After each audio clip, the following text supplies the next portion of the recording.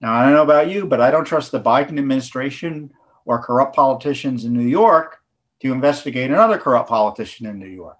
So that's why Judicial Watch has separate investigations, independent, unbiased investigations, frankly, compared to what the government's probably doing, into this scandal.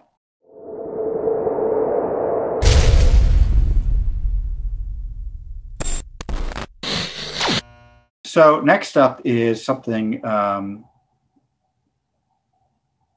that's also important, and it relates to COVID. And this is the issue of the COVID deaths in New York nursing homes.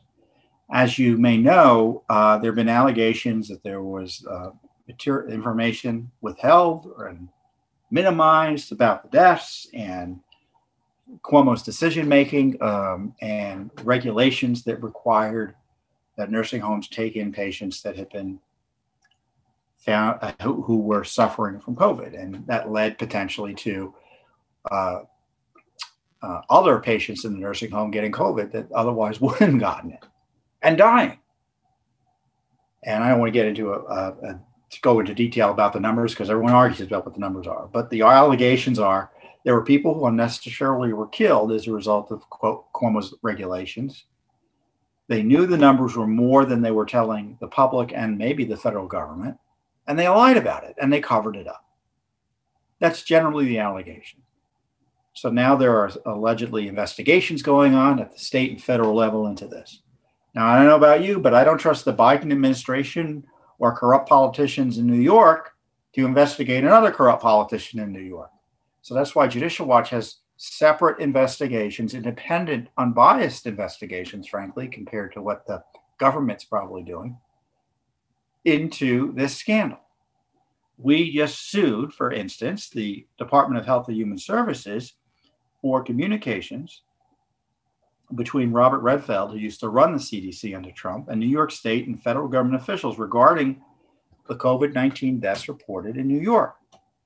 Specifically, we asked for all emails sent to and from CDC Director Robert Redfield regarding the numbers of deaths reported by New York State government officials due to COVID-19, also known as SARS-CoV-2, or the novel coronavirus, and all emails between Redfield and other federal and state government officials with accounts ending in cdc.gov and exec.newyork.gov regarding the veracity of official numbers of deaths reported by New York.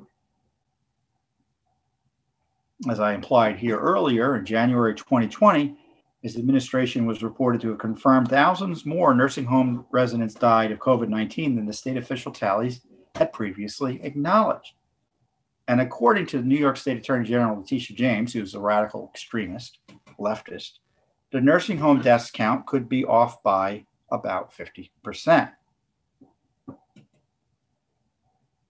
Even the New York Times notes Cuomo must be on the outs with the Biden administration or Democrats generally. They may not like him because all of a sudden, as you remember, he was St. Andrew like Anthony Fauci was. Now he's the worst person in the world. Now, I don't necessarily believe he's the best person in the world, but I'm always suspicious when a politician that gets nothing but positive press from his allied left-wing media then gets nothing but negative press. As I said, always try to figure out who benefits. But I always try to look for the facts behind it, whether or not there's politics behind it.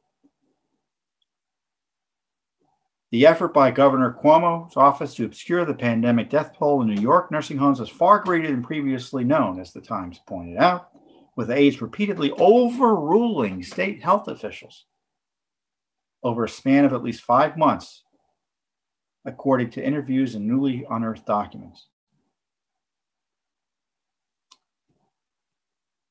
So some folks wanted to get the information out, but it sounds like Cuomo's cronies intervened to stop it from happening. Now, we already have a separate lawsuit against HHS about specifically what New York and Pennsylvania, who also had rules that state, the Commonwealth, I guess, of Pennsylvania, had rules similar to the Cuomo rules. I think New Jersey had similar rules, and maybe Michigan as well. So we may have to broaden the investigation. But if it was your father, your grandmother, your mother, your sister, your aunt, or whatever, who died because of these regulations, who otherwise maybe were around with us today, as I said earlier, we can't do enough to try to figure out what went on. And so we're happy to be able to do this work. And we're happy and grateful to you that you have supported us in a way that allows us to do this work. Thanks for tuning in. Be sure to subscribe to our YouTube channel to catch all the latest news from Judicial Watch.